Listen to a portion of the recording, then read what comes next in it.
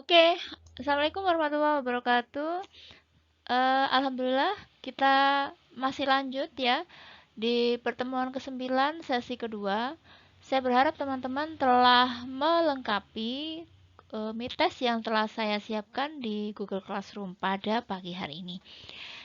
Oke, sebelumnya kita pada sesi pertama kita telah mempelajari tentang multi kriteria decision making menggunakan metode weighted product ya, masih seputar bobot yang kita proses. Oke, kita coba untuk sesi kedua ini kita komparasi, kita bandingkan seperti apa sih WP dan SAW gitu ya. Apakah keduanya bisa kita bandingkan? Apakah keduanya ada persamaan dan perbedaan? Oke, mari kita lanjut. Kalau kita lihat perbedaannya, persamaannya, mohon maaf, weighted product dan simple additive weighting ya, satu sama-sama bagian dari MCDM ya, multi kriteria decision making. Next, diawali dengan menentukan alternatif kriteria dan bobot. Jadi tahapan-tahapan yang dilakukan di awal untuk menentukan WP dan menentukan atau mengerjakan atau mendukung keputusan menggunakan metode SAW ini sama ya. Dalam artian perlu disiapkan terlebih dahulu alternatifnya, apa yang mau dipilih pasti ya, karena kita ingin memutuskan sesuatu, memilih sesuatu, maka kita harus mempersiapkan pilihannya apa saja. Kemudian kriteria ya, yang membedakan sistem pendukung keputusan dengan pengambilan keputusan di luar sana, karena di sini ada parameter atau ada kriteria yang bisa atau sebagai batasan gitu ya, sebagai batasan si decision maker tadi untuk mengambil keputusan gitu ya, nggak asal cap cip cup gitu ya, saya pilih A, pilih B atau pilih C gitu ya, dengan hitung kancing gitu ya. Tetapi di sini, oh kalau saya pilih A, kriterianya apa? Saya mau pilih dosen yang saya akan rekrut misalkan ya. Berarti kriterianya adalah bisa jadi dari nilainya gitu ya. Kemudian dari kepakarannya, nilai tadi untuk melihat kepakaran, kompetensinya, kemudian untuk melihat seberapa lama dia sudah berada atau pengalaman ya, pengalaman yang dia miliki. Nah, ini adalah sebuah kriteria untuk memilih atau merekrut dosen. Nah, selain adanya pilihan alternatif ya, kemudian kriteria, juga butuh bobot gitu ya. Sebetulnya kalau saya mau milih dosen A, dosen B, dosen C gitu ya, alternatifnya itu, kemudian kriterianya oh dari sisi kepakaran gitu ya, dari sisi lamanya dia menjadi dosen, dari sisi kemampuan berorganisasi barangkali gitu ya. Kemudian jabatan fungsionalnya sudah seperti apa. Nah, dari beberapa kriteria ini kita harus tentukan gitu ya, mana yang paling diperlukan oleh si decision maker.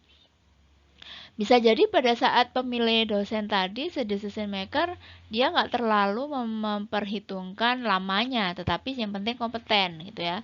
Dia nggak perlu memperhitungkan lamanya, tapi dia cukup berpengalaman di organisasi misalkan. Nah, ini adalah bobot yang ditentukan oleh si decision maker atau pengambil keputusan gitu ya. Maka WP dan SAW ini yang kita soroti sama-sama diawali dengan penentuan alternatif, kriteria dan bobot. Oke. Selanjutnya persamaan mereka gitu, both of us gitu ya.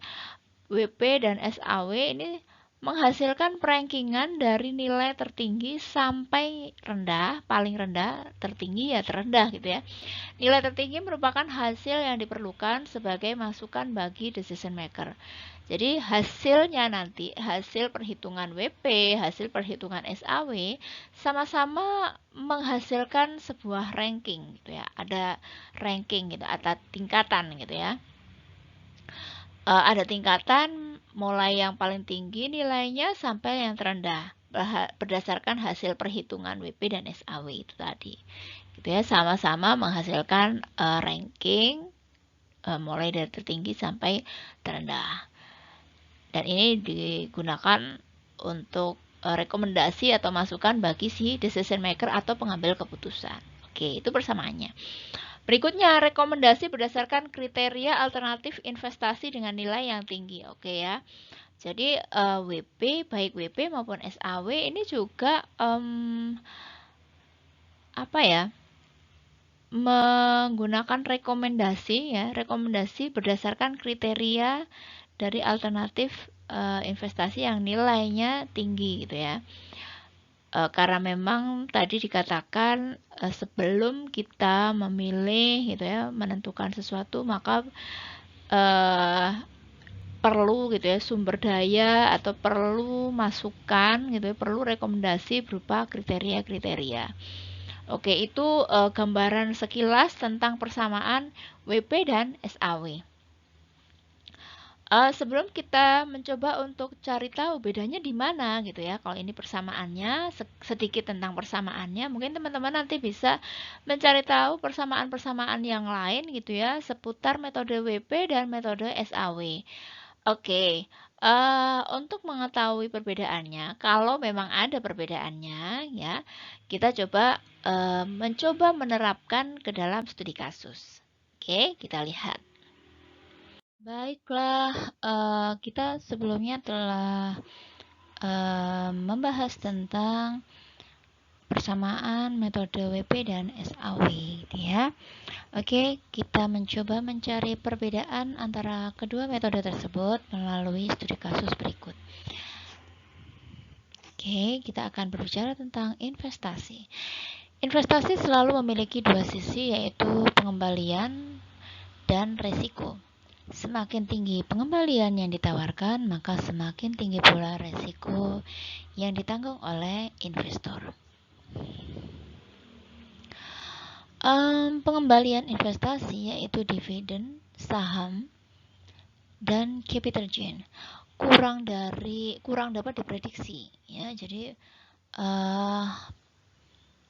pembagian saham dan capital gain ini kurang bisa diprediksi, di mana investor harus melakukan analisis atau penilaian saham untuk mendapatkan keuntungan pastinya.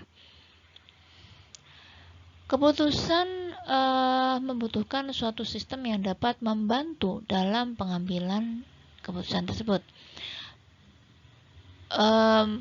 Pemilihan share diharapkan bisa membantu investor dalam menentukan investasi berdasarkan sektor yang akan diperingkat. Jadi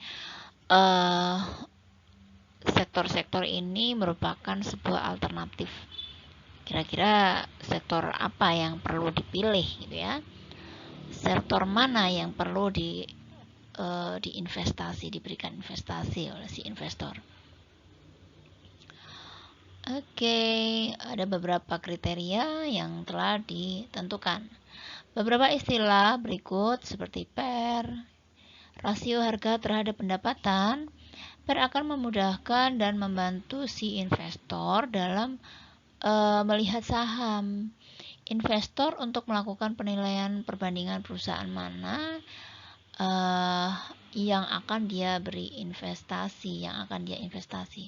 Semakin rendah rasio pendapatan harga atau PER suatu saham, maka semakin baik atau murah harga yang diinvestasikan. Jadi semakin murah harga rasio pendapatannya, maka semakin murah pula harga yang diinvestasikan. Jadi si investor mempunyai gambaran bahwa kalau harga sahamnya ini murah, bisa jadi dia punya banyak saham di perusahaan tersebut. Kemudian ada PBV. Hal ini melengkapi nilai buku analisis rasio jika dalam nilai buku analisis investor hanya mengetahui kapasitas per share dari nilai saham. PBV atau price to book value juga menunjukkan sejauh mana perusahaan ini mampu menciptakan nilai perusahaan relatif terhadap jumlah modal yang diinvestasikan.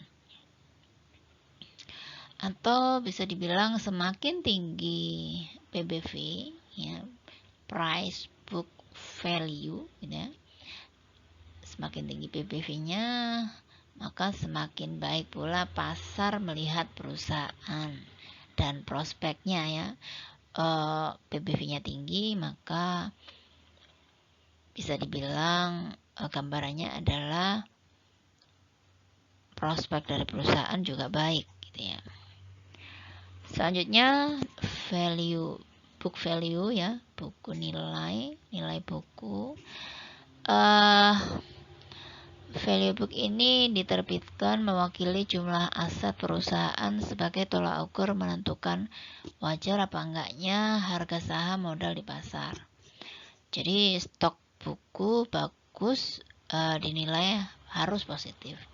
Jadi semakin positif, semakin bagus book value-nya, maka ini menggambarkan bahwa perusahaan atau kondisi saham di pasar ini juga bagus, gitu ya.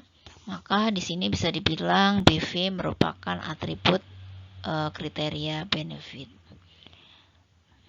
Kemudian selanjutnya CR, gitu ya. Ini juga bisa dikatakan dia sebuah kriteria yang benefit semakin maksimal semakin ideal, semakin maksimal semakin dicari. Kemudian ada EPS. EPS laba per saham tahunan, ya. Semakin tinggi EPS menunjukkan semakin tinggi pula keuntungan yang diperoleh oleh perusahaan. Maka di sini juga dikatakan EPS pertumbuhan laba per saham pada perusahaan ini sebuah kriteria keuntungan. Selanjutnya dividend growth, pertumbuhan pembagian. Di sini juga dianggap sebagai atribut benefit atau keuntungan. Selanjutnya rasio hutang terhadap ekuitas. Semakin kecil nilainya, ya, semakin kecil nilainya maka dia semakin ideal. Makanya pada kriteria ke-7 ini dia masuk kategori kriteria cost, ya.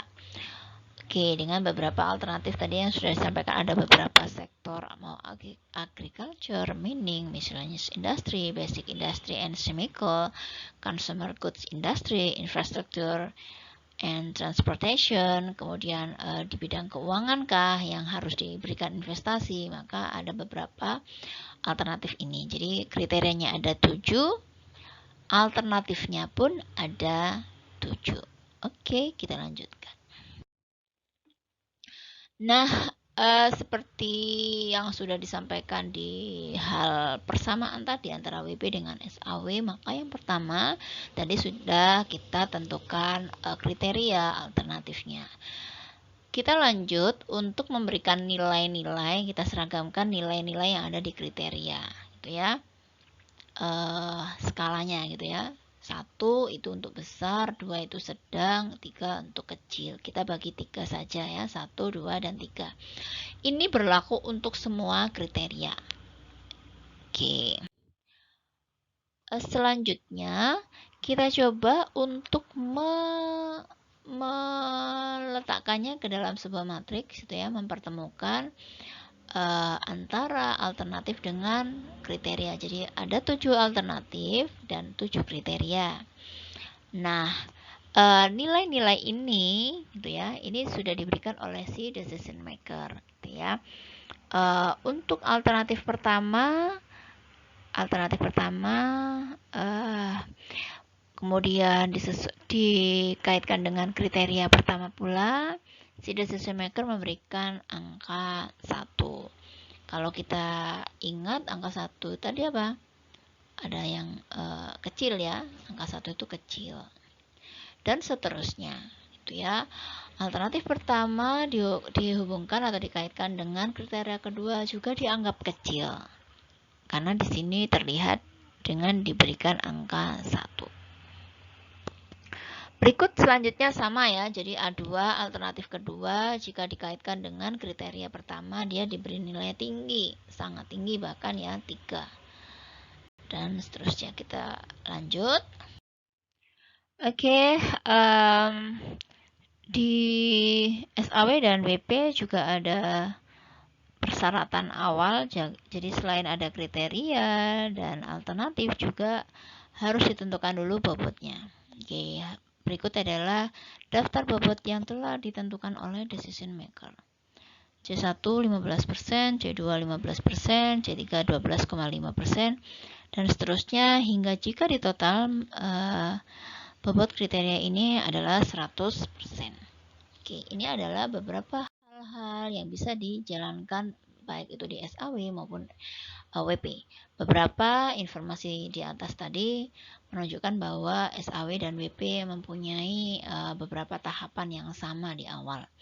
Oke, selanjutnya sekarang mulai kita fokus kepada masing-masing metode. Pertama, metode SAW. Metode SAW untuk normalisasi yang bisa dijalankan adalah gambaran seperti ini.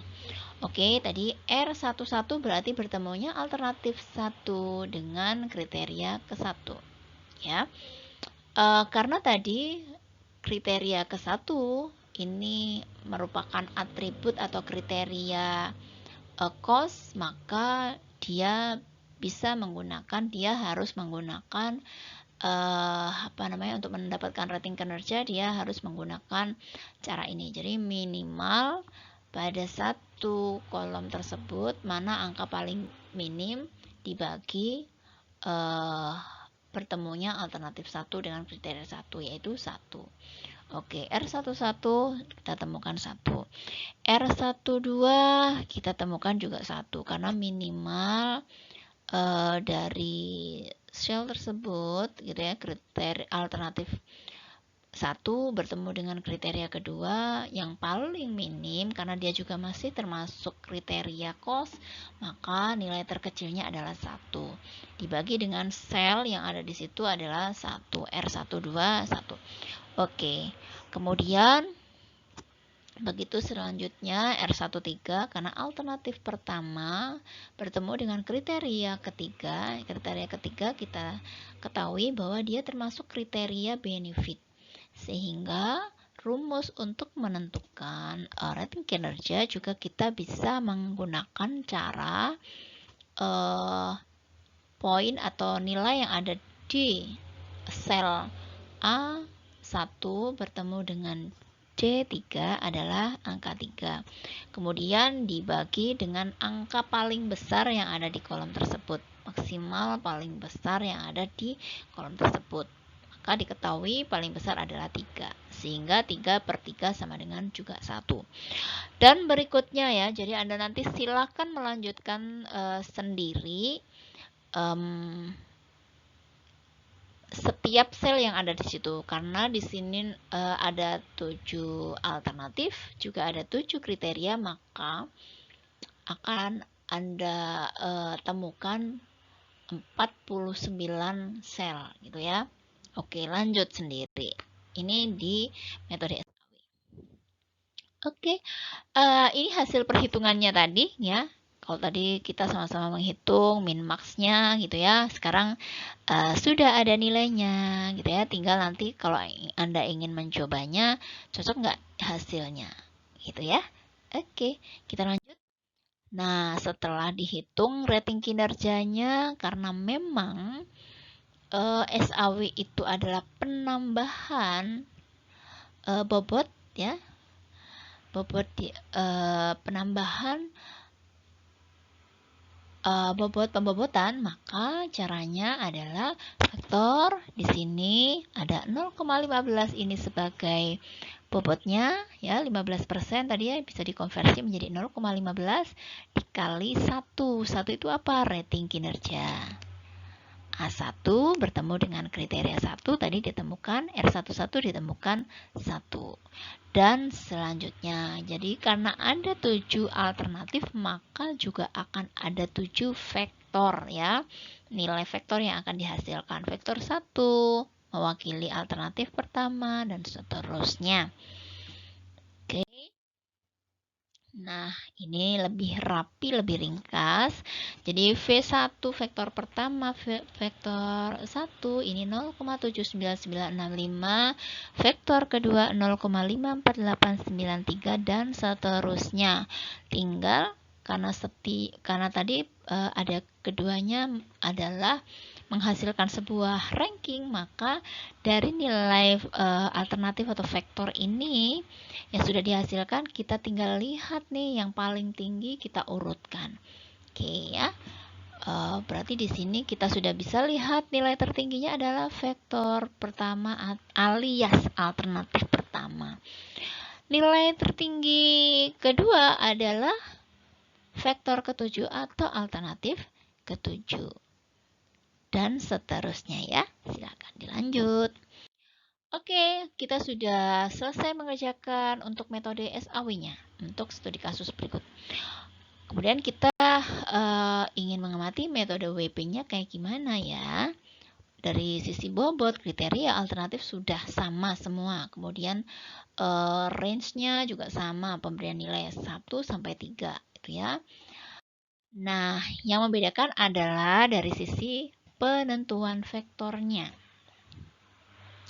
Karena ini menggunakan WP, yaitu berjenis multiply atau perkalian, maka modelnya juga kayak gini. Jadi ya, ini tadi diketahui satu merupakan rating kinerja dari pertemuan antara alternatif pertama dengan kriteria pertama yang dipangkatkan dengan, perhatikan di sini ada simbol negatif ya. Nah, simbol negatif 0,15.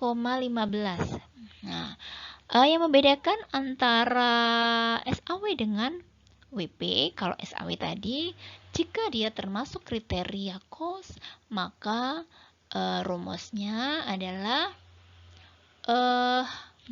nilai paling kecil yang mana ya, min nilai yang ada di kolom dibagi dengan kolom tersebut gitu ya, atau sel tersebut. Nah, kalau ini jika dia termasuk kriteria cost, maka bobotnya dipangkatkan dengan ditambahkan negatif di awalnya atau di depannya. Seperti itu ya. Begitu selanjutnya. Sama seperti dengan yang di SAW tadi, karena alternatifnya juga ada 7, maka kita juga siapkan 7 vektor. Nah, gitu ya. Oke. Selanjutnya kita lanjut. Setelah kita tahu normalisasinya tadi, menghitung perkalian atau multiply dari si rating kinerja yang dipangkatkan dengan bobot, nilai bobotnya. Sekarang kita hitung vektornya. Oke ya. Nah, nilai vektor tadi sudah disampaikan bahwa di sini ada nilai pada V1 gitu ya, 1,44981 dibagi dengan nilai yang paling besar ya. Oke, dikurangi nilai yang paling besar, dibagi nilai yang paling besar. Oke, hasilnya 0,18434. Oke. Begitu selanjutnya ya, sehingga kita menghasilkan nilai vektor. Hasil perhitungan setiap alternatif dengan weighted product kita dapatkan. Tuh. Ya, jadi di sini terlihat value-nya bahwa vektor pertama sebesar 0,18434. Sama ya, untuk penentuan alternatif pertamanya, nilai tertingginya sama-sama jatuh kepada vektor pertama. Untuk nilai alternatif berikutnya, nah ini ya bedanya, dia ranking keduanya, peringkat keduanya adalah alternatif ke-7. Sama atau tidak dengan yang tadi? Sama ya, masih ya. Oke. Kemudian vektor ketiga. Nah, vektor ketiganya gimana nih? Masih sama nggak dengan yang SAW tadi? Oke, seperti itu ya.